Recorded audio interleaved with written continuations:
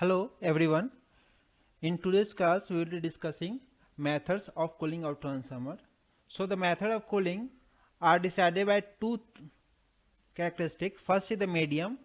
What is the medium of cooling? That is it is air or gas or synthetic oil, mineral oil, ठीक है? Solid insulation and water. So these are the medium through which the cooling can be provided. And the next thing is circulation. Is it natural or it is forced? So it can be of two types, either natural or forced. If it is air, the force can be provided through fan, that is blower, okay, and if it is liquid, the force can be provided through pump. ठीक है, ये दोनों method से या तो fan से हम force हवा हम प्रोवाइड कर सकते हैं या फिर पंप से, अगर वायल है या फिर कोई लिक्विड है तो पंप के थ्रू हम फास्ट लिक्विड को फ्लो करा सकते हैं. ठीक है, तो यही दो तरीका से हम मीडियम और सर्कुलेशन के फॉर्म में इसको डिस्कस करते हैं आगे कि आगे क्या कौन से और तरीके हैं और क्या क्या उसका बेनिफिट्स है. तो इन शॉर्ट पर देख लेते हैं कि क्या इसका प्रोसेस है. देखिए यहाँ पे अगर मान के चलिए ये आपका ट्रांसफार्मर है जिसमें आपका इसका हमने डिसाइड कर दिया कि ये लो वोल्टेज वाइंडिंग है, कोर टाइप है, और इसके ऊपर में हमने हाई वोल्टेज वाइंडिंग कर दिया. अब ये ट्रांसफार्मर इधर सिमिलर वे में इधर भी रहेगा. अब इस कंडीशन में अगर बात करें तो अगर बहुत छोटे ट्रांसफार्मर जो लैब में है तो इसको डायरेक्ट हवा से यहाँ पे कूलिंग प्रोवाइड करते हैं. हवा यहाँ पे इसके कांटेक्ट में रहेगा, कूल होगा. अच्छा, ये ट्रांसफार्मर गर्म क्यों हो रहा है इसको समझते हैं पहले. तो ट्रांसफार्मर में लॉसेज होंगे. कौन कौन से लॉसेज होंगे? लॉसेज यहाँ पे कॉपर लॉस होंगे जो कि I²R लॉस हो. I²R लॉस अगर किसी एक टाइम के अनुसार अगर बात करें किसी टाइम फ्रेम में कि आधा घंटा 1 घंटा में, तो टाइम से मल्टीप्लाई करेंगे तो उतना हीट आएगा. ठीक है, हीट एनर्जी, और हीट एनर्जी क्या करेगा? टेम्परेचर को राइज करेगा जैसे जैसे टाइम के अनुसार. अगर कूलिंग सही से नहीं हो तो टेम्परेचर राइज होते जाएगा. और दूसरा यहाँ पे कॉपर लॉस है, एक आयरन लॉस है जो कि आयरन लॉस किसकी वजह से होता है? हिस्टैरिसीस लॉसेज और एडी करंट लॉसेज की वजह से. तो उसके लिए भी ट्रांसफार्मर हीट अप होगा. तो मेनली जो हीट का होने का तरीका किस वजह से है? यहाँ पे कॉपर लॉस की वजह से. तो बहुत छोटे जो लैब में है डायरेक्टली एयर हवा से, और उसमें कोई फैन नहीं लगाना पड़ता है, तो उसमें नेचुरल तरीका से यहाँ पे कूलिंग होता है.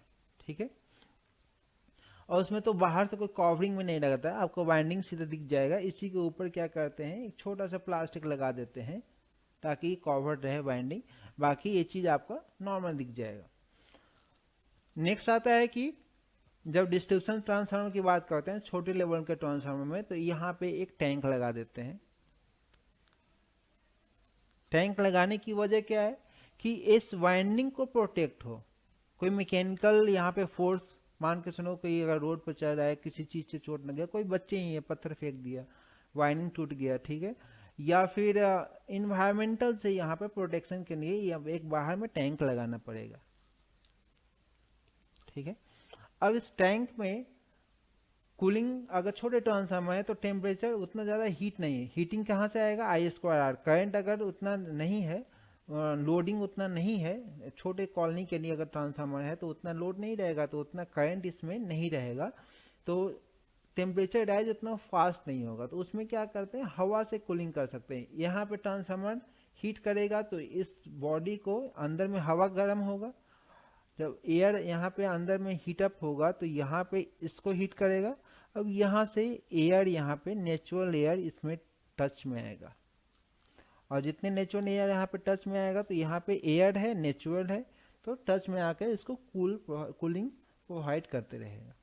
ठीक है, अब इसमें सरफेस एरिया की बात किया जाए, सरफेस एरिया कोशिश करते हैं कि जितने ज़्यादा सरफेस एरिया रहेगा उतने ज़्यादा यहाँ पे आसानी से ठंडा होते रहेगा।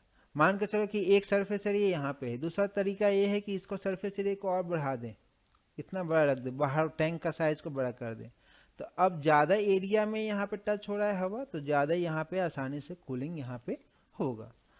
पर सरफेस एरिया बढ़ाएंगे तो साइज बढ़ते जाएगा, और साइज बढ़ेगा तो दिक्कत है, ट्रांसपोर्टेशन में दिक्कत है, ठीक है, उसको रखने में दिक्कत है। तो इसमें हम क्या करते हैं, अगर वायल फील्ड है तो अगर मान के चलो कि ट्रांसफार्मर में वायल फिलिंग है तो ज़्यादा हमको वायल यहाँ पे फिल करना पड़ेगा।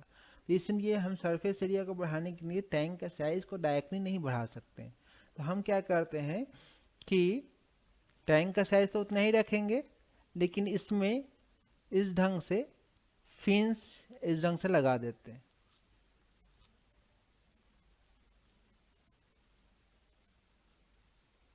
ठीक है, इस ढंग से यहाँ पे फिन्स ऐसे लगा दिए ताकि यहाँ पे सर्कुलेट होके हवा जा सके, और वायल है तो वायल यहाँ से सर्कुलेट हो सके इसमें।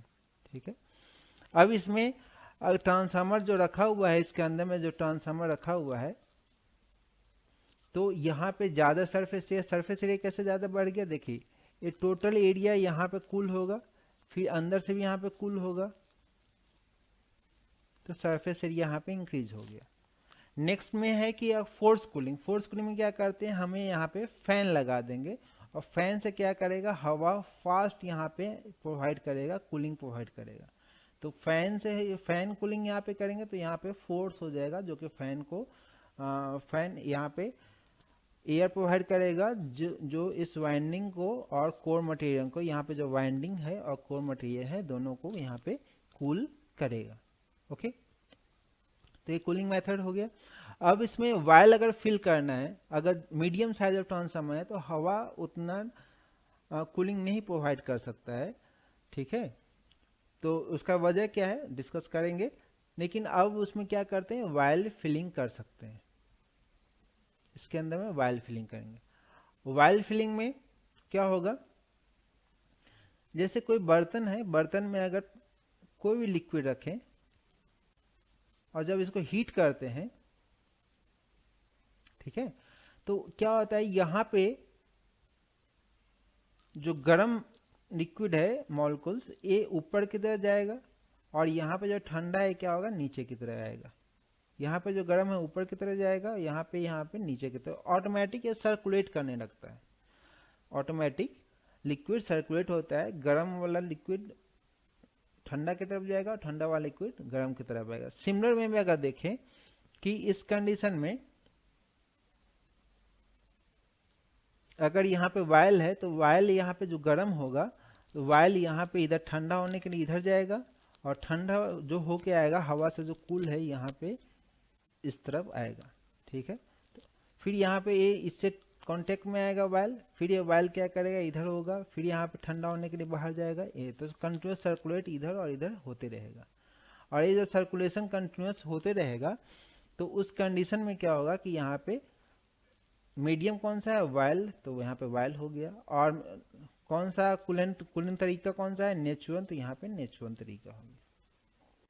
सिमिलर वे में अगर यहाँ पे और ज़्यादा फास्ट कूलिंग करना है, फास्ट कूलिंग करने के लिए हम चाहते हैं कि वायल बहुत फास्ट यहाँ पे सर्कुलेट हो, और जितने फास्ट सर्कुलेट होगा उतने ज़्यादा बाहर हवा से कांटेक्ट में आएगा। तो उसमें क्या करना पड़ेगा कि हमें पंप लगाना पड़ेगा, और पंप क्या लगा के, पंप जब लगाएंगे तो यहाँ पे फास्ट सर्कुलेशन होगा, फास्ट कूलिंग होगा। ठीक है, इसके अलावा नेक्स्ट अगर बात करें कि यहाँ पे अगर ये टैंक है तो अलग से एक हीट एक्सचेंजर लगाना पड़ेगा या रेडिएंट लगाना पड़ेगा, रेडिएटर लगाना पड़ेगा। रेडिएटर का नाम आपने गाड़ी में ही सुना होगा, 4 व्हीलर गाड़ी में रेडिएटर लगे रहते हैं, या फिर इसको बोल सकते हैं कि हीट एक्सचेंजर अलग से लगाना पड़ेगा। अब ये क्या करेगा इसको समझते हैं। जैसे इसमें मान के चले वायल फील्ड है, ओके और जब वायल फील्ड है तो इसमें क्या होगा, यहाँ से पाइप यहाँ पे जाएगा,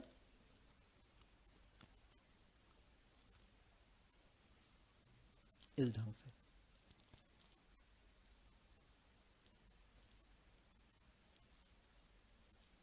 ठीक है, अब इसमें क्या होगा कि यहाँ पे वायल यहाँ से गुजरते हुए ऐसे जाएगा, सर्कुलेट होगा,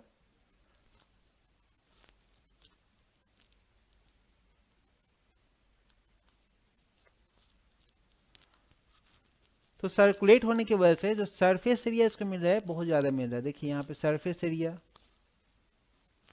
बढ़ गया, और जितने ज़्यादा सरफेस एरिया है उतने ज़्यादा यहाँ पे फास्ट कूलिंग होगा। अब इसमें इसके अंदर में, रेडिएटर के अंदर में एयर हो सकता है या फिर वाटर भी हो सकता है। यहाँ पे हमने क्या किया, वाटर पुट कर दिया। वाटर पुट कर दिया तो वाटर वायल से डायरेक्टली कांटेक्ट में नहीं है, बस ये पाइप को क्या करेगा, ठंडा करेगा, तो इसकी वजह से वायल ठंडा होकर यहाँ पे और यहाँ पे वापस चला जाएगा। अब इन केस की अगर मान के चलो कि देखिए यहाँ पे है क्या है, यहाँ पे वायल है तो वायल यहाँ पे, अभी कोई पंप नहीं लगाए तो नेचुरल है तो यहाँ पे नेचुरल हो गया। इसमें रेडिएटर में अगर बात किया जाए या फिर हीट एक्सचेंजर में बात करेंगे तो यहाँ पे अगर एयर रखते हैं तो यहाँ पे एयर कर दिए, और यहाँ पे भी नेचुरल है तो यहाँ पे नेचुरल कर दिए, तो इसका नाम क्या होगा, ONAN। ठीक है, वायल नेचुरल, जो मेन यहाँ पे वाइंडिंग जहाँ पे है तो यहाँ पे तो वायल है तो वायल, यहाँ पे नेचुरल, कोई पंप नहीं है तो नेचुरल। और इस केस में यहाँ पे है कि यहाँ पे भी एयर है, एयर से कूलिंग, अगर एयर से कूलिंग कर रहे हैं तो एयर, और नेचुरल यहाँ पे तो नेचुरल, यहाँ पे कोई फैन नहीं लगा है तो यहाँ पे नेचुरल। इन केस कि अगर हमें फास्ट कूलिंग करना है तो हम क्या करेंगे, एक पंप यहाँ पे लगा देंगे, पंप लगाएंगे तो फास्ट यहाँ पे सर्कुलेट कराएगा वायल को। तो अब क्या हो जाएगा, वायल ही है लेकिन यहाँ पे फोर्स्ड हो गया, वायल है लेकिन यहाँ पे फोर्स्ड हो गया। और इसमें अगर मान के चलो एयर को हटा के वाटर रख दिए तो यहाँ पे वाटर है। ठीक है, तो वाटर है तो वाटर लिक्विड में वाटर हो जाएगा, और यहाँ पे नेचुरल है, नेचुरल वाटर यहाँ पे तो नेचुरल यहाँ पे। तो इस ढंग से आप नेमिंग कर सकते हैं। ठीक है, तो जितनी ज़्यादा बड़ा ट्रांसफार्मर होगा उतने ज़्यादा पहले तो हमको जो तरीका है कि नेचुरल से फोर्स करना पड़ेगा, और उसमें मीडियम में क्या करना है, वायल एयर से हमको वायल की तरफ जाना पड़ेगा, या वाटर, जिसमें वाटर का कूलिंग मेथड अप्लाई करना पड़ेगा। ठीक है, ये मेथड है कूलिंग का। नेक्स्ट, ठीक है, तो ये डिस्कशन कर लिए कि एयर नेचुरल में क्या करना है, और एयर ब्लास्ट माने यहाँ पे फैन लगा हुआ है, इसमें क्या करना है। ठीक है, ये कहाँ आता है, small transformer, various small transformer, various small, ये कहाँ होगा, स्मॉल ट्रांसफार्मर में। ठीक है, और जैसे जैसे इसका रेटिंग बढ़ते जाएगा उसके अनुसार यहाँ पे हमें एयर से वायल की तरफ जाना पड़ेगा। इसका फायदा क्या है, इसके रिस्पेक्ट में इसका क्या फायदा है, तो इसका फायदा यहाँ पे आ जाएगा कि हमें सरफेस एरिया जो है इसमें हम कम भी रखेंगे। देखिए हमें क्या चाहिए कि उसमें ज़्यादा से ज़्यादा हवा के संपर्क में आए, तो सरफेस एरिया कम भी अगर है तो ट्रांसफार्मर का साइज छोटा हो जाएगा, लेकिन सरफेस हवा तेज आ रहा है, volume of air touching the surface is higher, तो उसमें क्या होगा कि यहाँ पे आसानी से कूल कर सकते हैं। तो ट्रांसफार्मर का साइज छोटा रख के हम बस इसमें फैन लगाना पड़ेगा। नेक्स्ट आपका आता है वायल कूलिंग।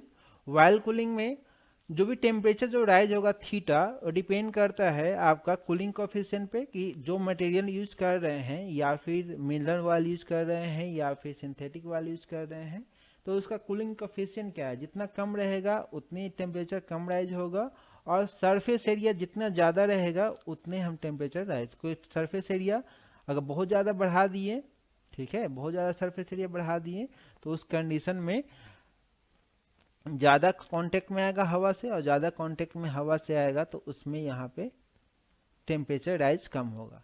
और इस सरफेस एरिया को बढ़ाने के लिए हम क्या करते हैं, मान के चलो ये आपका है तो इसमें वायल कूल में ऐसे फिन्स भी लगा देते हैं इस ढंग से। ठीक है, इस ढंग से, या रेडिएटर इसको बोल सकते हैं।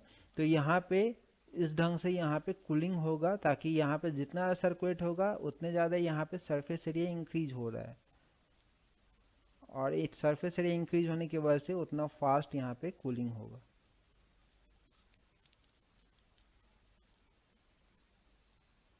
ठीक है, ये आपका मेथड है जिससे कि वाइल यहाँ पे सर्कुलेट हो रहा है। क्यों सर्कुलेट हो रहा है? यहाँ पे टेम्परेचर हाई है, तो टेम्परेचर हाई लो की तरफ फ्लो होगा, और लो यहाँ पे हाई की तरफ। तो यहाँ पे ट्यूब्स लगा दिए, ट्यूब्स के में यहाँ पे सर्कुलेट होगा, और इसमें देख सकते हैं कि यहाँ पे सरफेस एरिया इंक्रीज हो रहा है, यहाँ पे टच में आएगा हवा से, तो यहाँ पे कूलिंग फास्ट होगा। सिमिलर में हमें यहाँ पे भी सरफेस एरिया इंक्रीज कर दिए, यहाँ पे सरफेस है, वाइल इसमें फील्ड है, वाइल इसमें फील्ड है, वाइल इसमें फील्ड है, तो सरफेस एरिया जो है यहाँ पे ये इंक्रीज आपका हो गया, सरफेस एरिया इंक्रीज। और जितना इस ढंग से अगर है, तो अब यहाँ पे भी यहाँ पे वाइल है, एग्जांपल के लिए हवा यहाँ भी टच है, यहाँ भी टच है, तो जितने ज़्यादा सरफेस एरिया इंक्रीज होगा उतने ज़्यादा यहाँ पे कूलिंग फास्ट होगा। ओके, तो ट्यूब्स लगा सकते हैं या फिर ऐसे फिन्स लगा सकते हैं। हमने बताया कि टेम्परेचर राइज जो है इन्वर्सली प्रोपोर्शनल है सरफेस एरिया पे, तो इस वजह से क्या होगा, जितना ज़्यादा सरफेस एरिया होगा उतने ज़्यादा फास्ट कूलिंग होगा। और कोशिश करते हैं कि 40 डिग्री के टेम्परेचर के आसपास ये मेंटेन रहे, ताकि वाइंडिंग इफेक्ट ना हो। ठीक है, और नॉर्मल वर्किंग कंडीशन पे नॉर्मल इफिशिएंटली ट्रांसफार्मर रन कर सके। ओके, जो बहुत ज़्यादा बड़े ट्रांसफार्मर होते हैं तो उसमें इस ढंग से ट्यूब्स नहीं लगाते हैं, कोशिश करते हैं कि यहाँ पे प्लेन सरफेस ही रखें। ठीक है, अब उसमें क्या होगा कि अगर सरफेस एरिया इंक्रीज करना है तो उसमें सरफेस एरिया इंक्रीज करने की वजह से बहुत ज़्यादा वास्ट एरिया हो जाएगा।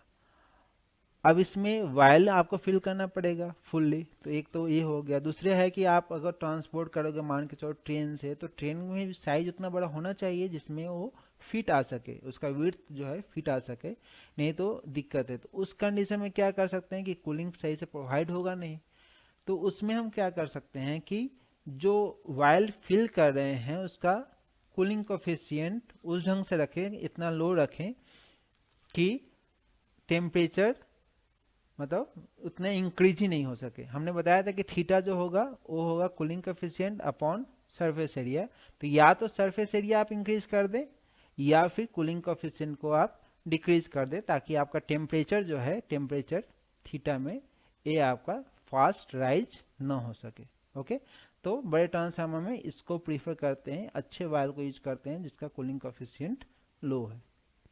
ओके, वायर इमर्ज ट्रांसफार्मर कितने 30 केवीए 30 किलो वोल्ट एम्पियर के लिए ट्रांसफार्मर के लिए आराम से वायर इमर्ज ट्रांसफार्मर रखते हैं। और अगर उससे ही बड़े ट्रांसफार्मर हो गया तो फिर रेडिएटर यहाँ पे यूज करते हैं, जैसे कि अभी बताया था कि वायर नेचुरल, एयर नेचुरल। ठीक है, बाहर में एक और रेडिएटर साइज बने रहेगा, तो उसके एक्सटर्नल रेडिएटर यहाँ पे कनेक्ट करेंगे, जो अभी थोड़ा देर पहले डिस्कशन किए थे, और इसकी वजह से हम यहाँ पे कूलिंग प्रोवाइड कर सकते हैं सरफेस एरिया को इंक्रीज करके। ठीक है, ताकि रेडिएटर जो एक्सटर्नल रेडिएटर होगा वो अलग आ जाएगा, तो आराम से उसको ट्रांसपोर्ट हम कर सकते हैं, वो अलग से सेट हो जाएगा, तो यहाँ इसलिए एक ऑब्जेक्ट में नहीं रहेगा, तो उसका ट्रांसपोर्टेशन में दिक्कत नहीं आएगा।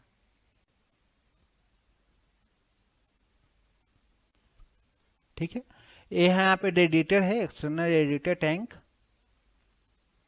जो कूलिंग करने के लिए। यहाँ पे ट्यूब्स है, ट्यूब्स के अनुसार हम कूलिंग कर सकते हैं।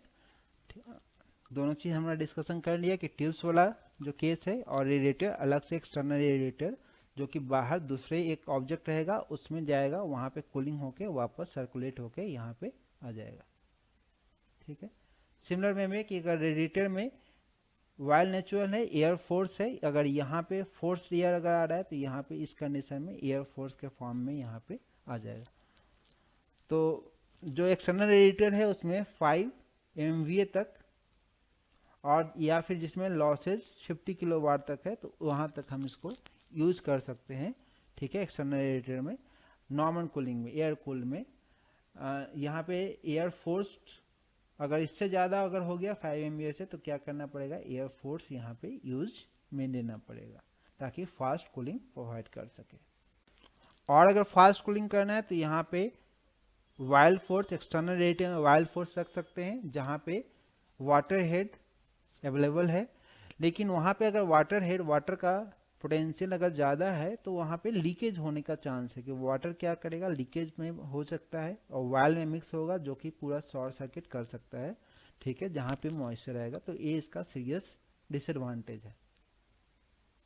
नेक्स्ट आपका आता है कि अगर और उससे ही बड़ा ट्रांसफार्मर अगर आता है तो वहाँ पे नेचुरल वायर का सर्कुलेशन से वहाँ पे काम नहीं बनता है, कूलिंग नहीं प्रोवाइड हो सकता है। तो हम क्या करते हैं, फोर्स्ड यहाँ पे सर्कुलेशन प्रोवाइड करते हैं, जो कि हम पंप के थ्रू क्या करते हैं, वायल को फोर्स करते हैं ताकि वो फास्ट सर्कुलेट हो और उसकी वजह से फास्ट सर्कुलेट होकर वायल एयर से कांटेक्ट में आएगा, वायल जो टैंक का है, टैंक एयर के कांटेक्ट में आएगा, रेडिएटर, और उसकी वजह से फास्ट कूलिंग यहाँ पे प्रोवाइड होगा, ठीक है।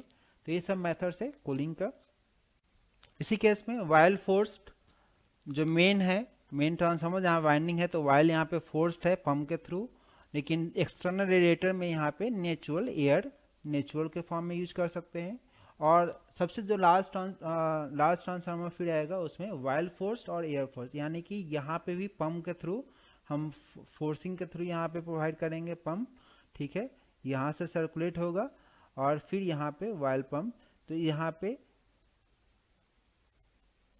दोनों जगह पंप के थ्रू यहाँ पे सर्कुलेट हो रहा है और यहाँ पे फोर्स ए भी है, ठीक है। ये एयर फोर्स हम क्या करेंगे, यहाँ पे ब्लोअर यूज करेंगे।